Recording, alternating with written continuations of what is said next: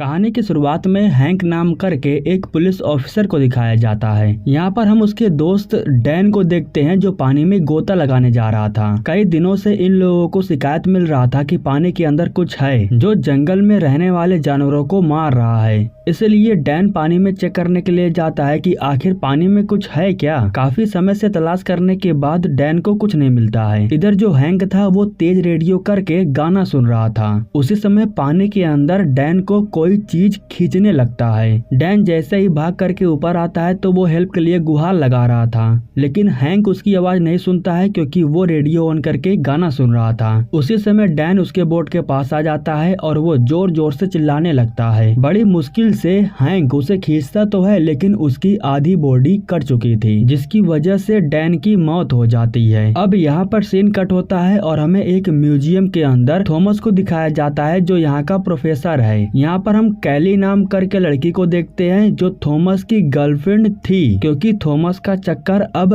एमा के साथ में चलने लगा है और ये बात कैली को मालूम चल जाता है, इसलिए कैली उसके ऊपर बहुत गुस्सा हो जाती है। सीन कट होता है और हमें जैक को दिखाया जाता है। जब डैन की मौत हो जाती है तब जैक उसे चेक करने के लिए आता है। अब इस समय इन लोगों को भी नहीं पता है कि आखिर वो क्या थी जिसने डैन की जान ली। इधर थॉमस कैली के पास आकर के उससे कहता है कि एक पानी के अंदर शख्स को किसी ने जान से मार दिया है। उसका आधा शरीर कट चुका था और उस जानवर का सिर्फ दांत हमें मिला है। इसलिए थॉमस कैली से कहता है कि वो जा करके उस दांत की जांच करे। जिसके बाद कैली जा करके हैंक से मिलती है और हैंक कैली को लेकर के मुर्दा घर में जाता है उसके बॉडी को दिखाने के लिए। यहाँ पर जब वो उस जानवर के दांत को देखती है तो वो समझ नहीं पाती है आखिर वो क्या है, इसलिए वो डैन के कटी हुई बॉडी को देखती है, जिसे देख करके वो हैरान हो जाती है। बॉडी को देख करके वो यही सोच रही थी कि आखिर वो क्या चीज है जिसने डैन की ऐसी हालत कर डाली। कैली कहती है कि हमें पानी के पास जा करके उसे फिर से चेक करना होगा। इसलिए अब कैली जा करके जैक से मिलती है और ये दोनों साथ में काम करने वाले थे। हालांकि कैली का काम यहाँ पर खत्म हो चुका था।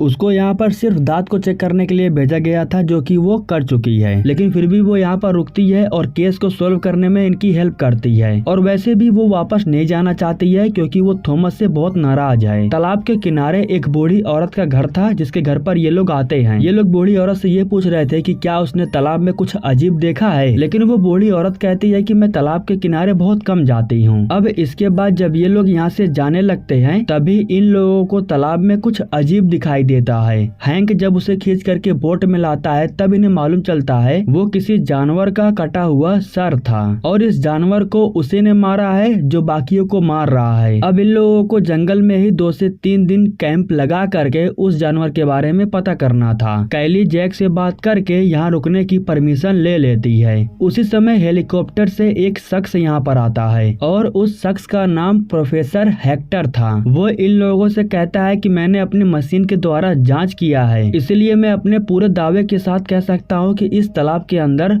बहुत ही बड़ा मगरमच्छ है। उसकी यह बात सुन करके ये मानने के लिए कोई भी तैयार नहीं हो रहा था, क्योंकि सबको पता है कि यहाँ पर कोई भी मगरमच्छ नहीं आ सकता है। अब ये लोग दोबारा पानी के अंदर जाते हैं और हेक्टर अपने मशीन के जरिए उस मगरमच्छ के घर को ढूंढने लगता है, लेकिन इन लोगों को पानी के अंदर कुछ भी नहीं मिलता है। और उसी समय जिस नाव पर कैली बैठी हुई थी उस नाव के ऊपर कोई हमला कर देता है, जिसकी वजह से कैली का नाव पलट जाता है और वो बहुत डरी हुई थी। शुक्र है इन लोगों को कुछ होता नहीं है, बल्कि सही सलामत तालाब के किनारे आ जाते हैं। रात में जब सभी लोग कैंप लगा करके सो रहे थे तब हैंक हल्का होने के लिए बाहर आता है और जब वो बाहर खड़े होकर के हल्का हो रहा था तभी उसे झाड़ियों के पीछे से आवाज सुनाई देता है। वो हैरान होकर के ये सोचने लगता है कि आखिर वहाँ पर क्या हो सकता है। हैंक अपनी गन निकालता है और गन लेकर के जैसे झाड़ियों के पास जाता है तब उसे मालूम चलता है कि ये तो हेक्टर है और ये दोनों ही एक दूसरे को देख करके डर जाते हैं। हेक्टर कहता है कि मैं यहाँ पर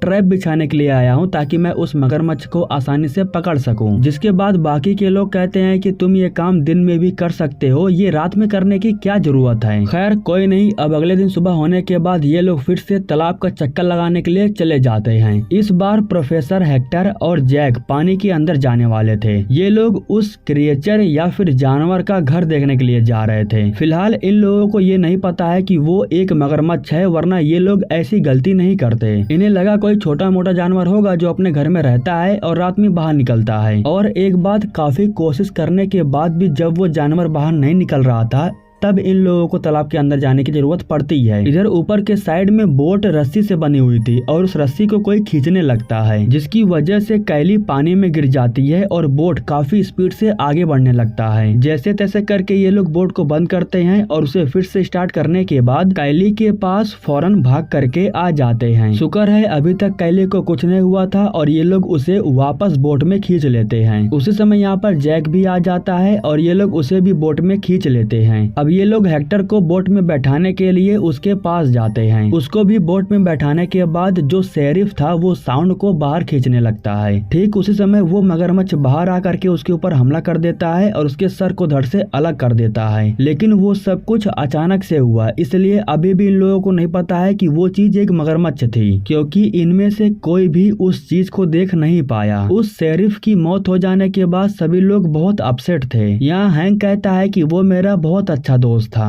और हम दोनों सारे काम एक साथ किया करते थे। यह कहने के बाद जब वो यहाँ से जाने लगता है तो वो हेक्टर के ट्रैप में फंस जाता है और बेचारा वो उल्टा लटकने लगता है। उसी समय यहाँ पर कैली और जैक आ जाते हैं जो हैंक को पकड़ करके नीचे की तरफ खींचने लगते हैं। ऐसा करने की वजह से हैंक ट्रैप से छूट जाता है और नीचे आ जाता है, लेकिन वो हेक्टर के इन हरकतों की वजह से उस पर बहुत गुस्सा हो जाता है। वो उसे मारने के लिए जाता है, तभी यहाँ पर एक बियर आ जाता है। वो भालू जैसे ही हेक्टर के ऊपर हमला करता है उसी समय मगरमच्छ आकर के उसके ऊपर हमला कर देता है और भालू को जिंदा ही पकड़ने के बाद तालाब के अंदर खींच ले जाता है। अब इन लोगों ने अपनी आंखों के सामने उस मगरमच्छ को देख लिया था, इसलिए इन्हें पूरा विश्वास हो गया था। वो मगरमच्छ लगभग 30 फीट का था और उसे पकड़ पाना इतना भी आसान नहीं था। अगले दिन सुबह में बाकी के लोग जंगल में जाते हैं, लेकिन जो हेक्टर था वो अपनी हेलीकॉप्टर की मदद से तालाब में जाता है। इधर जब जंगल में जैक था तब वो उस बूढ़ी औरत को देखता है जो कि अपने ही गाय को पकड़ करके तालाब के किनारे लेके जा रही थी। वो बूढ़ी औरत अपने गाय को लेकर के उस मगरमच्छ को खिलाने जा रही थी। ये सब कुछ अपनी आंखों से कैली, जैक और शेरिफ भी देख रहे थे, इसीलिए अगले ही पल ये लोग बूढ़ी औरत के पास आकर के उससे पूछते हैं कि आखिर तुमने गाय को मगरमच्छ को क्यों खिलाया, जबकि तुम्हें अच्छे से पता है ऐसा करना गैर कानूनी है। बूढ़ी औरत कहती है कि वो मगरमच्छ भी हमारा पूर्वज है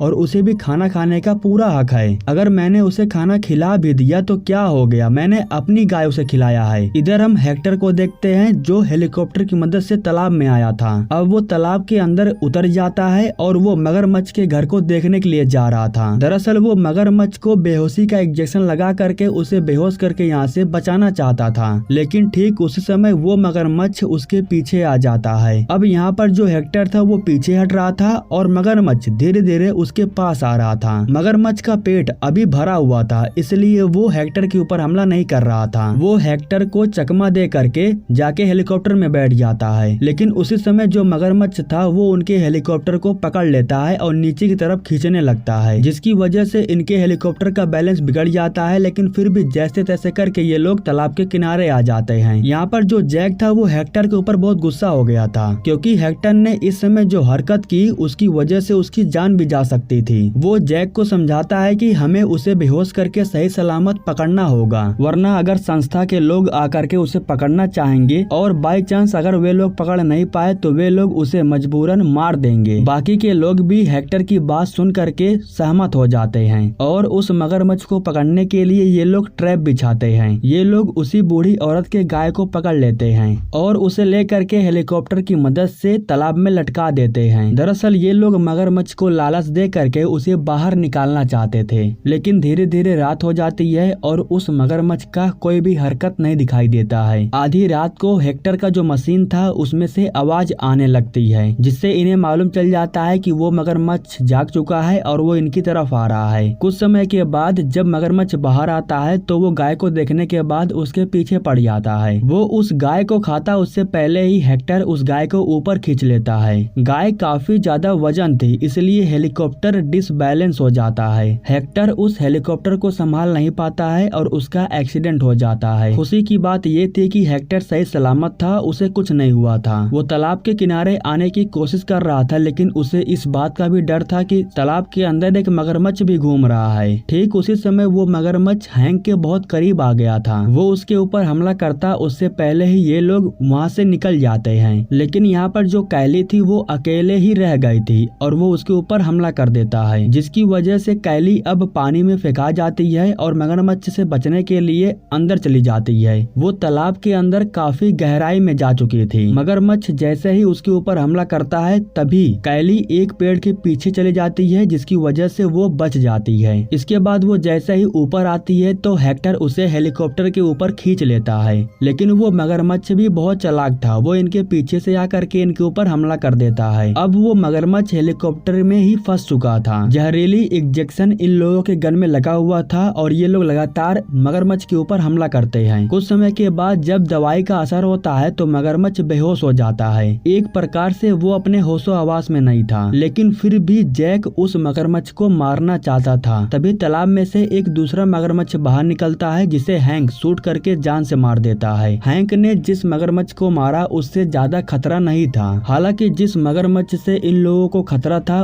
उस पर इन लोगों ने काबू पा लिया था। कुछ समय के बाद जब संस्था के लोग आते हैं तो ये लोग मगरमच्छ को उनके हवाले कर देते हैं। और इसी के साथ दोस्तों ये कहानी यहीं पर समाप्त हो जाती है। दोस्तों हमारे YouTube चैनल को सब्सक्राइब करने के लिए आप लोगों का दिल से शुक्रिया।